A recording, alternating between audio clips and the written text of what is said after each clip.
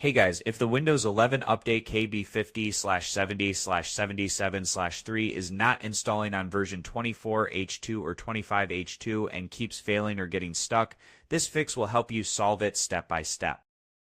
This issue usually happens because Windows Update files are corrupted, required services are disabled, or a previous update failed and left broken files behind.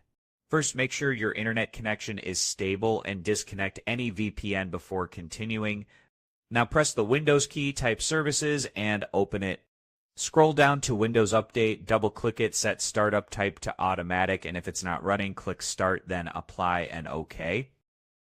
Find Background Intelligent Transfer Service, open it, and make sure it's also running and set to Automatic.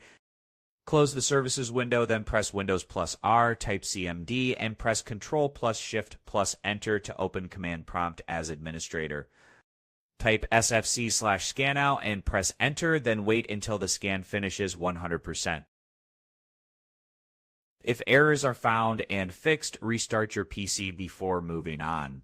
After restarting, open Command Prompt as administrator again and run this command dism/online/cleanupimage/restore health.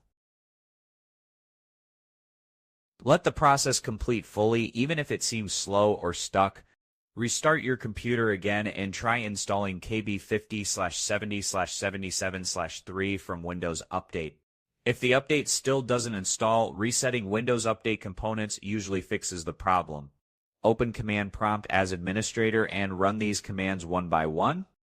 netstop wazerv, netstop bits, netstop cryptcc, and netstop mess zserver.